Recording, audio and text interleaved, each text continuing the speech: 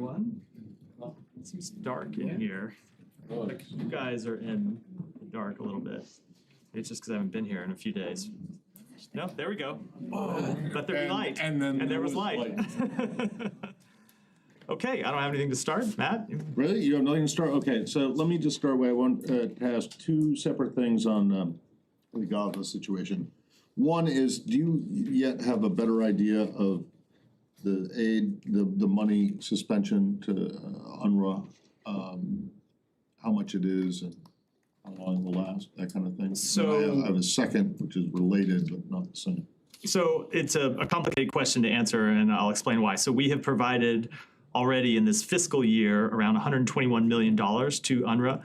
We are the largest donor, or historically every year have been the largest donor to UNRWA in the world. We had remaining about 300,000, a little more than 300,000 in funds that we were planning to provide to UNRWA. That funding has been suspended. That would not be the total of our funding in this fiscal year. We would provide other funding, but it's kind of difficult. It's really impossible to say how much that would be because, as you know, we are operating under a continuing resolution. We don't know how much overall funding will be available for this fiscal year, and that would impact how much that we would be able to provide UNRWA. Historically, we have typically provided somewhere between $300 and $400 million a year in funding. So since October 1st, when the fiscal year started, you've given them 121 million. Around 121 million, Okay. Yes. And then this 300,000 that you say was suspended. Planning to be delivered in the next couple of weeks.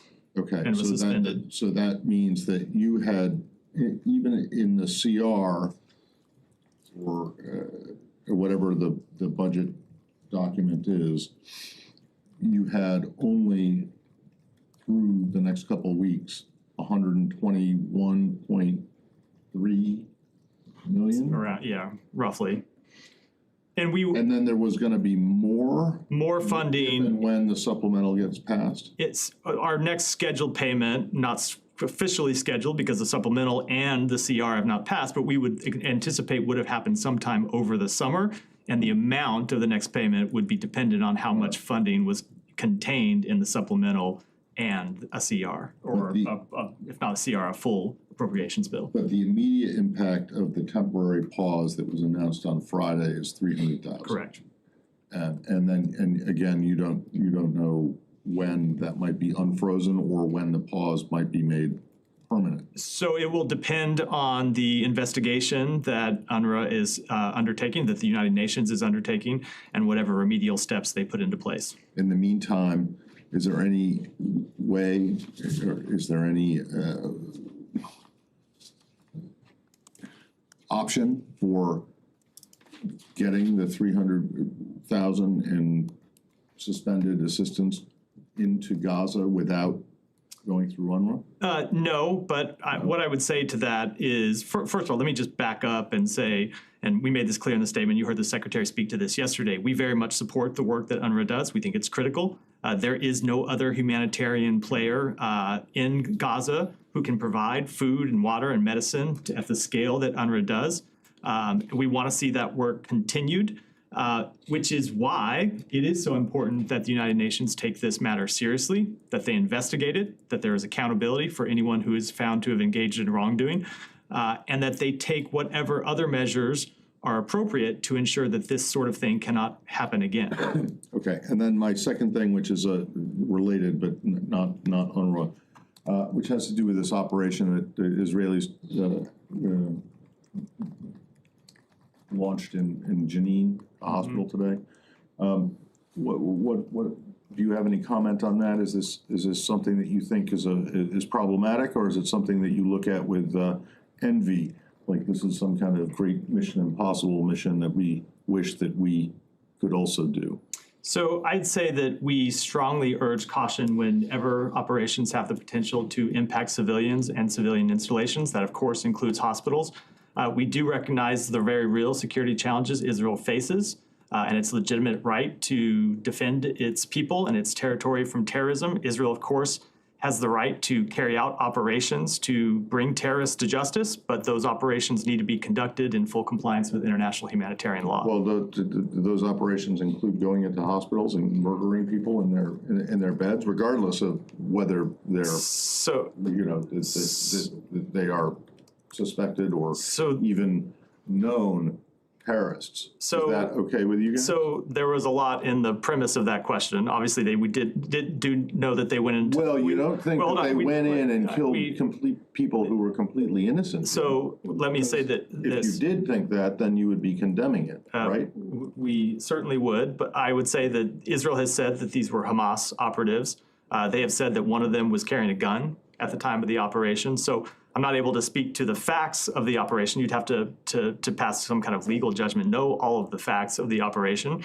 But as a general matter, they do have the right to carry out operations to bring terrorists to justice, but they need to be conducted including in hospitals. So we want them to conduct their operations in compliance with international humanitarian law. We would generally say that we don't want them to carry out operations in hospitals, but under international humanitarian law, hospitals do lose some of their protections if they are being used to for the planning of terrorist operations, for the execution of terrorist operations. The actual hospital building does, but I mean, going in disguised as women and doctors and whatever is something different, and then going in and picking out people in particular rooms and particular beds and killing them seems to be something different. So again, not able to offer an assessment without knowing all these facts. I said some of the facts that have been presented by Israel are that one of them was carrying a gun and that they were planning to carry out or to launch terrorist operations. So you would have to look at all of those facts to make a specific assessment about this operation. But in general, we do want to see hospitals protected. It is important that no civilians were harmed in this operation. And as I said, we do believe it's. How do you know that? There have been no reports of civilians who have been harmed in this operation. Can I follow up on this, please? Go ahead, Said.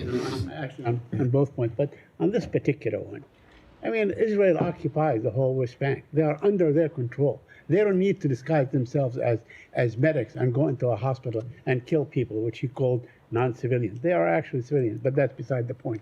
So, so that is very much. But hold on. Just allow me just to no, follow sorry, up. but before you call someone a civilian that Israel has said is a member of Hamas, I need to put on the record that is very much a question that's in dispute. There are civilian members of Hamas. It's a political organization. I mean, you may disagree with their politics, but that does not make them militant. I would very much disagree with that. Said, they're a terrorist organization, right, as have been designated by the United States of America. But that's an accusation of the occupier, a military occupier. They are making the accusation.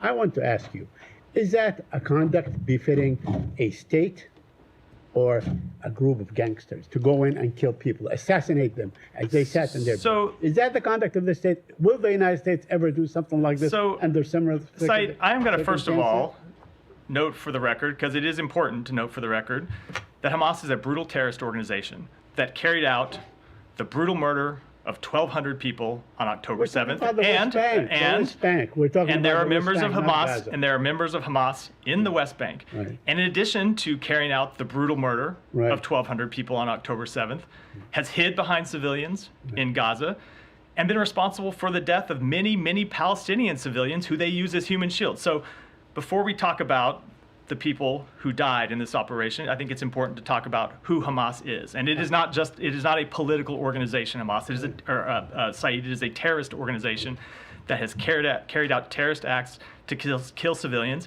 and has said it wants to continue to carry out those terrorist acts over and over again. And that context is important because Israel has the right to carry out anti-terrorism operations to bring members of Hamas to justice. But as I said, we want them to be carried out Said, let me finish, in full compliance with international humanitarian law. I'm asking you, is this a conduct befitting a state that controls every single person in that whole territory? We think it is appropriate that they have the ability to bring members of Hamas to justice. But as I said, it needs to be done in compliance with international humanitarian law. Let me ask you on the UNRWA thing. Now, you're cutting off aid at a time when several human rights officials are really warning that Gaza is on the verge of starvation. I mean, it's a real possibility. These people are facing famine and starvation, and you cut off aid, you know, because there is allegedly 12 people that are members of Hamas who have done this and so on, out of 12,000 employees, you know. I mean, nobody talks about 158 employees by UNRWA, employed by UNRWA, that were killed by the Israelis. But, you know, I want to go back to the issue of famine and the likelihood of starvation, famine, and so on. What is your response to that? So the humanitarian situation in Gaza is dire. You have seen us focus from the beginning of this conflict on trying to improve the humanitarian situation. You've seen the Secretary travel to Israel to press Israeli officials to allow more humanitarian assistance to flow into Gaza. We have a special envoy we appointed who is in the region working every day on increasing the amount of food and water and medicine that goes into Gaza. And you have heard us say, and the Secretary traveled and met with members of UNRWA in the region, how important the work that UNRWA is, or that UNRWA does, is to Gaza and to civilians in Gaza. And it's important that work be continued. And I would say it is because that work is so important that it is also important that UNRWA and the United Nations take this investigation seriously. I note you said allegedly, and that is very much true, but UNRWA found that the evidence that was presented to them was credible enough that they fired 8 of these employees and have suspended 2 others. And so we think the work's important, but this is an investigation that needs to be conducted thoroughly. There needs to be accountability. If appropriate, there need to be remedial measures to ensure that this can't happen again. And there's no reason that the United Nations can't do this investigation quickly. And in fact, because of the important work that UNRWA does, it's important that they can carry out this investigation quickly. So what would be satisfactory for the United States and its allies to sort of say, okay, aid will resume? So I will only speak for the United Nations, or for the United States, not for other countries, but the steps that I just outlined are what we want to see. A full investigation, and as we said in the statement we put out on Friday, and we have said since then, we welcome the investigation that the United Nations has launched. We want to see accountability. We've seen initial steps to accountability, and that UNRWA has fired 8 of the employees and suspended 2 others while they conduct the investigation. And we want to see measures put in place to ensure, to the extent possible, that this can never happen again. And so we are engaging with UNRWA. We are engaging with the United Nations about what those steps ought to look like. I won't read out the details of those conversations, but they are in the buckets that I just outlined. Thank you. Simon, go ahead. I want to come back to the ICJ ruling last week. Yeah. So we haven't had a briefing since then.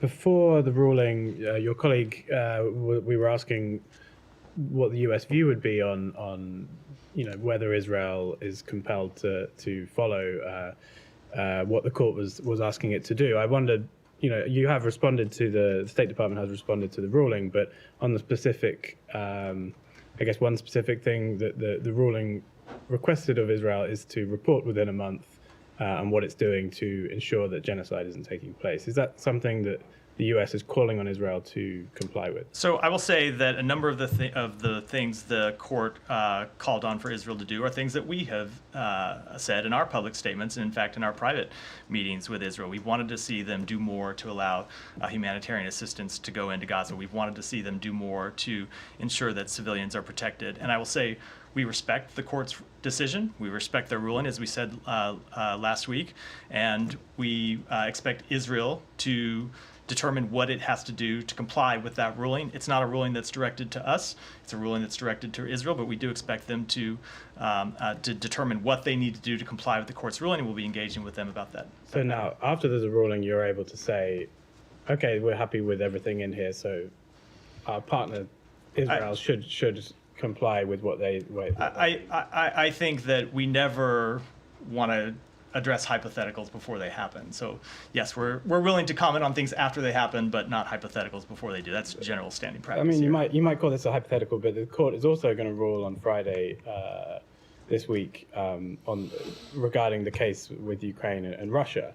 In that case, would you expect states to comply with what the ICJ says? I can guarantee you that we will have something to say about that ruling after it happens. I wouldn't want to preview what that would be, but as is true in this case, we certainly respect the court and its decisions. Can I just follow up briefly on your response?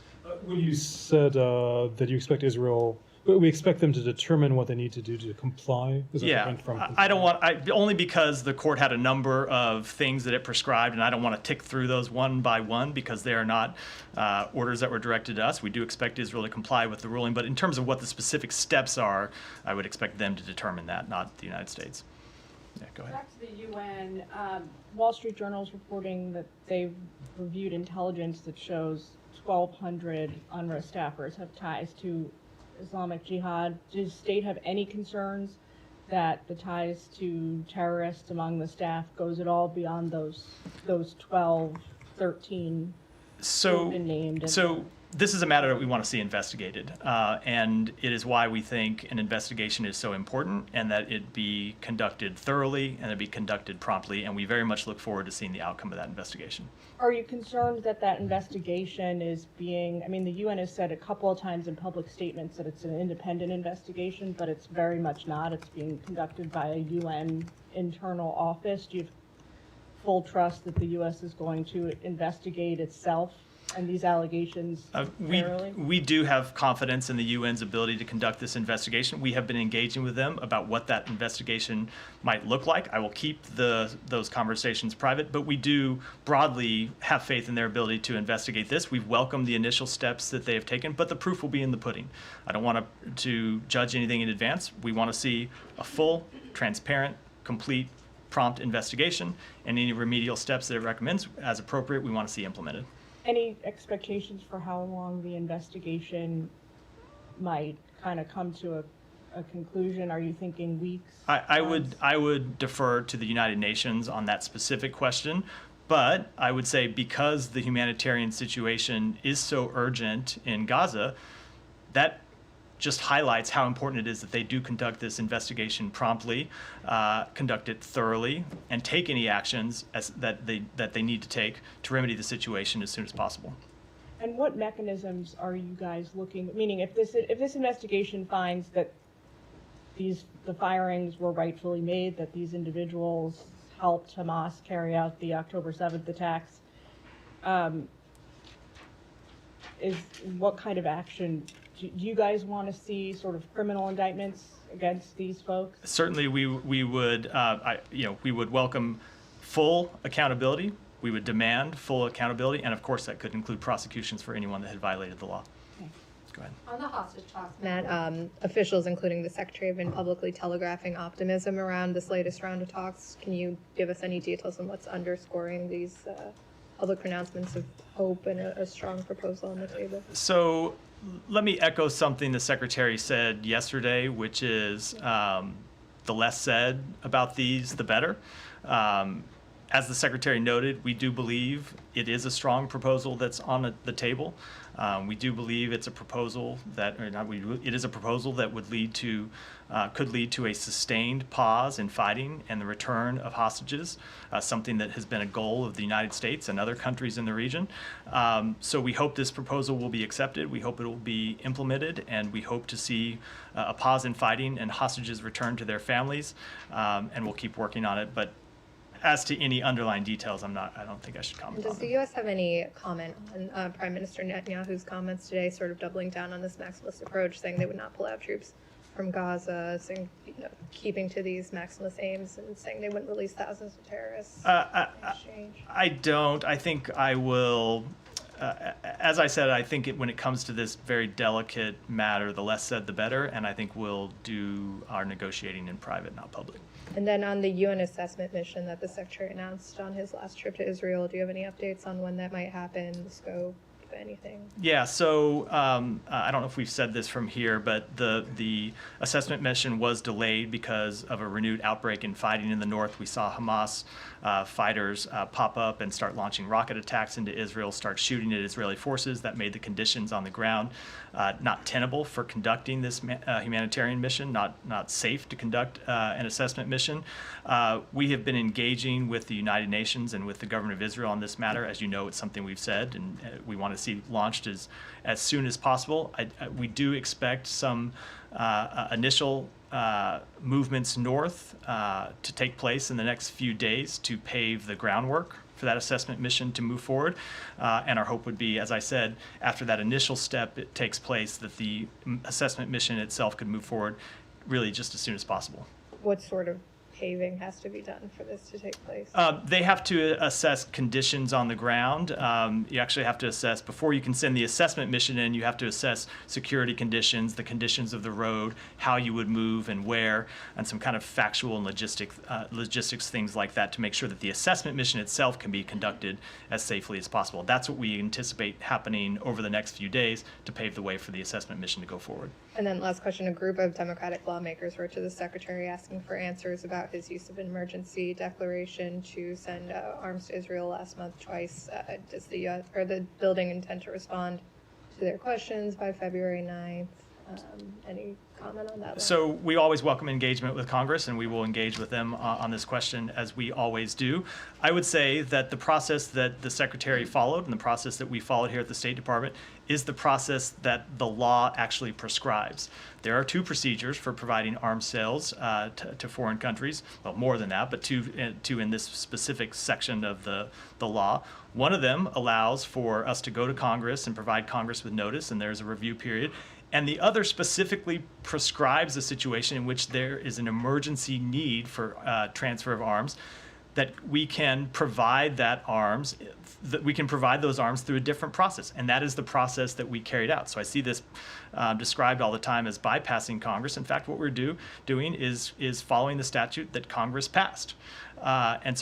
And I will add that in each of these two situations, and we did it in consultation with leading members of Congress, and we'll of course continue to do that with respect to all of our arms transfers. So, Can I go to another region? Yeah, of course. More on the Middle East. Venezuela, Yeah. the statement that you issued this morning, it gives a date of April, I believe it is, for these sanctions to go into effect. Is there some hope that this could actually change, that the Maduro could actually, the Venezuela could allow opposition candidates in by then? So we very much hope that they will abide by the agreement that Maduro's representatives reached in Barbados. We very much hope that they will uphold the electoral roadmap agreement. That would mean announcing an electoral calendar that is agreed upon with Democratic opposition. It would mean that an audit and update of the electoral registry, the release of additional political prisoners, and most importantly, it would mean that all Democratic opposition political candidates could freely participate in the 2024 presidential election, and that is, of course, not what we have seen. So we very much hope that the government will reverse the steps it's taken, but we are ready to snap back our sanctions if they don't. As you saw, what we announced today, there is one general license with respect to gold trading that we have already revoked.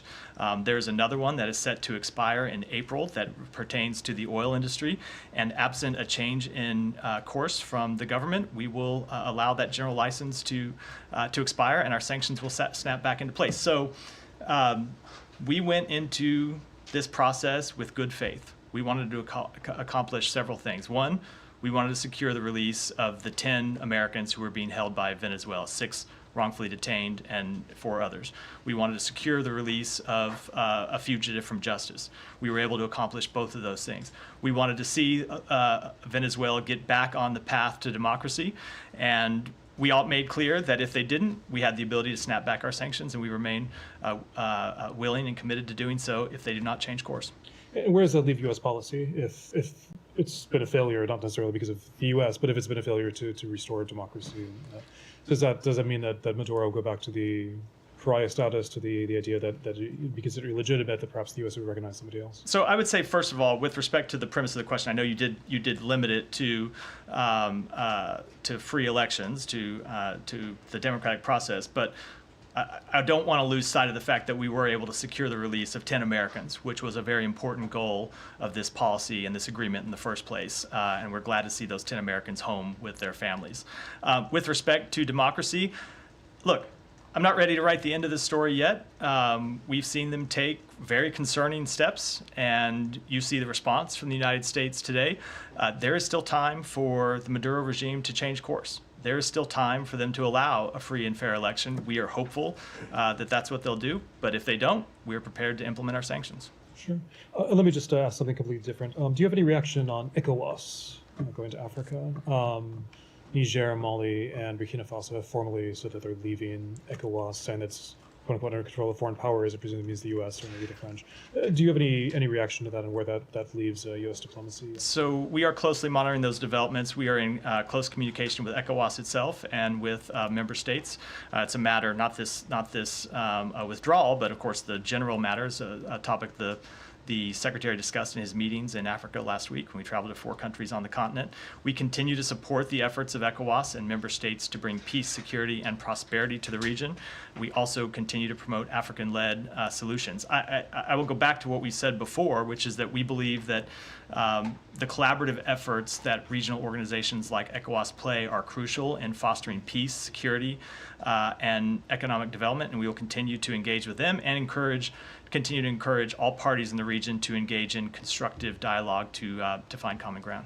But just to put a point on it, I mean, are you calling for them to reverse this, to stay in ECOWAS, work with ECOWAS? Look, we would certainly welcome them to continue to work with ECOWAS. There are a number of steps that these particular 3 countries we would call on them to do. We would call all of them to return on the path to democracy, in addition to continue to engage with ECOWAS. And what we will do is consult with the members of ECOWAS and our other partner countries in the region on the best way to try to encourage these states to return to democracy, or at least return on to a path towards democracy. Sure. I won't take up too much more time, but just one completely separate issue as well. Pakistan. I love the tour of you got me like hopping all over the world. I was trying to get to each continent, Australia. If you can get an Antarctica question, that will be a first. I'd love to. Let's talk about climate I'd have to take it back, I'm sure. And then New Caledonia. Please don't. No, but as Pakistan, I'm sure you're going to have much to say about this, but I think there are people in the room who are waiting to ask about Pakistan. Well, but go ahead. You know what I'm going to ask. The president sent to Imran Khan just before the election. Does the U.S. have anything to say about this? Is this in keeping with democratic values? Sure, it is a legal matter ultimately for Pakistan's courts. We have been following the cases, I should say, plural, brought against the former prime minister, but don't have any comment on the sentencing. As we have stated consistently, we continue to call for the respect of democratic principles, human rights, and the rule of law in Pakistan, as we do around the world. So specifically on Imran Khan? It's a matter for the Pakistani courts. Yeah. Alex, go ahead. I'll come to you next. I'll just call on Alex. A little bit about Iran, given the fact that there's a mounting pressure for a more significant response. The Secretary yesterday said that we will do it at the time and place of our choosing. The fact that nothing has happened yet, is this a part That wasn't even 24 hours ago, Alex. Is it a part of So this was just like that was less than 24 hours ago that the Secretary said that. So it's important to point that out. But the obvious follow-up is it a part of the strategy? So, What's that? Is it a part of the strategy that nothing has happened? Is it the part of the strategy as the administration is pondering over what to do? Is next step? So what is your response to critics that you might waste some time? So I would say that when we say at a time and place of our choosing, you should focus on the word our, not your. It's a time and place of our choosing, not yours. As the Secretary also said, we're not going to telegraph the response in advance. We're not going to telegraph the nature of the response or the timing of the response, and no one should read anything into that about when, where, or how that response might take place. But as he said, it could be multi-level, it could come in stages, and it could be sustained over time. But can you speak to the objectives that you're trying to achieve here? Is it more than just, this is completely wrong and don't do it again? Or it's more than just sending a message? Are you going to go after troublemakers? So as the president said, we are going to hold accountable those who were responsible for the death of 3 U.S. soldiers. Does the administration consider IRGC facilities, drone facilities in Iran, a legitimate target? Again, I don't want to preview any steps that we might take. As you have heard multiple members of this administration say, we do not seek conflict with Iran. We do not want to see escalation of this conflict. We do not believe that escalation is in the interests of the United States. It's not in the interests of Iran. It's not in the interests of anyone in the region. But at the same time, we will take the appropriate steps to defend U.S. personnel, defend U.S. interests, and to hold accountable those who go after and injure and harm and kill U.S. personnel. I appreciate that, but the question is, do you consider IRGC facilities as a legitimate target? You might not choose Again, it as an option, but is it a legitimate target? Again, I don't have any further comment than what I promised I'd go here next. Secretary's visit to Africa. Yeah. Can you share a little bit the Secretary's impression of Angola while he was visiting Angola? And also, was the Secretary able to accomplish the objectives that took there to Angola? Yeah. So I can speak to his impressions of Angola, but I would also encourage you to look at the comments that the Secretary himself made at a press conference in Luanda with the Foreign Minister of Angola, where he talked about his visit to the country and the investments that we have made in Angola and the economic partnership we have with Angola. And I know the Secretary welcomed the chance to visit the continent, to visit Angola specifically. As you may know, we discussed investments in the Libido corridor and the railroad that's being built, 800-kilometer railroad that's being built across the African continent, which we believe will significantly improve economic development in Angola and neighboring countries, and will improve the economic partnership between Angola and the United States. The Secretary also was able to engage with the President of Angola about regional security issues, Secretary welcomed the opportunity to visit the continent, enjoyed it a great deal, and thought he was, one of the things you might have heard him say while he was there, thought it was important to be there not just to talk, but to listen. Mm-hmm. So, and beside the Libido corridor, is there any other area that U.S. will be focused on Angola? I heard something about food. Sure. There were a number of things we discussed. I would refer you to the comments that we made, but he also did talk about our VAX program while we were in Angola, in which we focus on improving seeds and soil to combat climate change. I can refer you to all of the comments he made while he was there for further. So what about the other countries that the Secretary also visited? How do you summarize the visit to Africa? It was an extremely productive trip, and it was, I will say from our perspective, an extremely productive trip because the Secretary was able to engage in bilateral communications with each of the 4 countries that he visited, but also because he was able to engage with the people of Africa. Didn't just attend, was fortunate enough that we didn't just attend government meetings, but also engaged in a number of meetings with civil society and others. And he came away heartened with the cooperation that the U.S. can do with partners on the African continent. And one last question. Is this some kind of preparation for President Biden to visit Africa soon? No, the president very much has made clear that Africa is a priority, and he remains intent on traveling to Africa, but this trip was separate from any presidential travel. Nike, go ahead. Thank you, Matt. On the Taliban, Chinese President Xi Jinping has accepted credentials from dozens of ambassadors in Beijing today, including an ambassador from Afghanistan, from the Taliban government.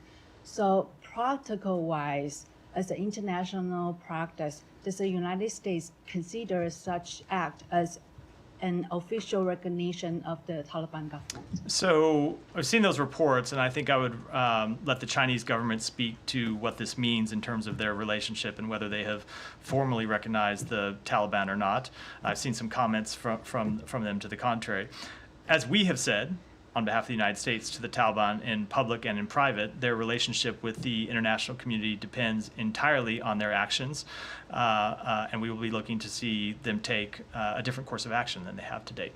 Would the United States urge China to use its influence over the Taliban to improve the rights of the women and girls? So we very much want to see the rights of women and girls in Afghanistan improved, and we would urge any country that engages with the Taliban to urge improvement on that front. Go ahead. Yeah. Thank you so much. I have 2 questions. First of all, almost 47 journalists got notices from the Pakistan Federal Investigation Agency, FIA, under the charges of like disseminating, and this is something like international journalistic bodies have concerns like this is another threat for free speech. So how US will see this development? How do you respond basically already the free speech is under threat as general elections are ahead. And secondly, Iranian foreign minister during talks with Pakistani foreign minister in Islamabad said there is a third country that is involved in Iran and Pakistan to attack each other or something like creating confusion. So how do you respond to this? There is a third country? Yes, a third country is involved both in Iran and Pakistan doing terrorism for the both countries. So I don't have any comment on that. And with respect to the first question, I'm not familiar with the reports. Let me take it back and get you an answer. Go ahead. Yeah, thank you, Matt. Yesterday, the Pentagon said that Kataib Hezbollah in Iraq has some footprint of that attack that happened in Jordan. But today, the Kataib Hezbollah, Abu Hussein Hamdawi, the Secretary General of Kataib Hezbollah in Iraq, they pushed a statement and they said that we announced the suspension of all our attacks on the U.S. troops in order to prevent embarrassment to the Iraqi government. But if the United States will respond and attacking us, then we will resume our attacks. So how do you see this statement from the Kataib Hezbollah? And then do you hold the Iraqi government in any way responsible for not preventing these militia groups attacking your forces in Iraq, in Syria, and in Jordan? So I typically make it a practice not to respond to statements from terrorist organizations from the podium here. I will say, as we have said before, that we will hold accountable any organization that we find to be responsible for attacks on U.S. personnel in the region. As it pertains to the government of Iraq, of course, we have said that we want to see the government of Iraq do more to hold accountable, to investigate, to arrest, to prosecute those who are responsible for attacks on U.S. forces. But we will also take steps to defend those forces ourselves, and that's what you can expect us to do. Yeah, yesterday you announced some sanctions on the Al-Huda Bank and the owner of that bank, Hamid al-Musawi. Hamid al-Musawi is a member of the parliament of Iraq, and he is a part of the coalition framework which forming the current Iraqi government. So do you still believe that there are some companies and banks in Iraq that are funding these groups, and these groups are get funding from these people, from the parliament and from the Iraqi government, and they are using these funds to attacking you? So how do you deal with that situation in Iraq that the Iraqi government knows these people very clearly? Even 10 years ago, the Iraqi parliament made a statement that this guy, he's funding the militia groups and Iranian with the US dollar. So I'm not going to make a comment with respect to that specific person, other than to say that we do, of course, expect the Iraqi government to take action to hold accountable anyone that supports terrorism, that finances terrorism, and we'll continue to engage with them in that regard. And are they taking action? We will continue to engage with them on that regard. Go ahead. This is about Imran Khan. What would you say when you observe that all government institutions and others going after a key political figure in Pakistan before the elections and trying to keep him out of power? Don't you think that such tactics creating fractures in the structure of democracy in Pakistan? So the prosecution of the former prime minister is a legal matter, and we would defer to the Pakistani courts with respect to a legal matter. But of course, we want to see the democratic process unfold in a way that allows broad participation for all parties and respects democratic principles. We don't take a position, as you've heard us say before, about internal Pakistani matters, and we don't take a position with respect to candidates for office in Pakistan. We want to see a free, fair, and open democratic process. And when it comes to legal matters, those are matters for the Pakistani courts to decide. General elections are in next 8 or 9 days in Pakistan. Do you believe that it will be like free and fair when you sentencing a former prime minister? We certainly want to see a free and fair election, and we will be monitoring how that proceeds over the next week to 10 days. Go ahead. Thank you. Yeah, I'll come to you in a minute. Thank you, Matt. The Yeah. Wall Street Journal reports India's inclusion in a Canadian inquiry on Bangladesh on election interference, aligning with China and Russia. India's involvement has also surfaced in Bangladesh election interference to keep Sheikh Hasina in power. The Bangladesh ruling foreign minister last week publicly asserts India's support for their victory, similar to the 2014 and 2018 one-sided elections. Critics claim the US is pushing back on democracy promotion in Bangladesh due to Indian influence. How do you respond? So I don't have a response with respect to the Canadian inquiry that you referenced. That's a matter for Canada to speak to. I will say with respect to Bangladesh, democracy, as we've said any number of times as it pertains to Bangladesh and others, advances peace, prosperity, and security. It is at the center of the United States foreign policy, and we continue to engage with the Bangladeshi government to advance democratic principles, which are key to ensuring peace and prosperity for all Bangladeshis. The Human Rights Commission, one more, Matt, please. The Human Rights Commission calls for the immediate release of detained political activists in Bangladesh. The regime arrested 25,000 opposition members, including top opposition leaders, BNP leaders, to manipulate the January 7th sham election. What steps is the US taking against the authoritarian regime for undermining democracy, given the pre-elections visa restriction policy? So you have heard me speak about our concerns about the parliamentary elections in Bangladesh before. We did not find them to be free and fair. We have also expressed our concerns with the arrest of thousands of political opposition members in the run-up to those elections. I will say two things. One, we urge the Bangladeshi government to ensure a fair and transparent legal process for all of the arrested individuals. We also urge the Bangladeshi government to allow opposition members and media professionals, civil society representatives to participate meaningfully in the country's democratic process and civic life, and we will continue to engage with the Bangladeshi government to advance that point of view. Thank you. Go ahead. I'll come to you next, Ryan. The Iranian regime continues to depend its tie with the Taliban in order to integrate them into the axis of resistance. Would you be worried if the Taliban fighters show up in the Iraq, Syria, and Lebanon to fight alongside Iran's proxy against the Israel and the other U.S. allies? So certainly I would say what we have said to a number of countries and organizations in the region, which is we do not want to see this conflict widened. We do not want to see it escalated. And anyone, whether it's in a country or an organization or an individual who is thinking about using this opportunity, using the crisis in the Middle East to try to advance their own goals, that they should very much think again. Grant, go ahead. I just wanted to pick up on his Pakistan question, because you said earlier that that's a matter for the Pakistani courts.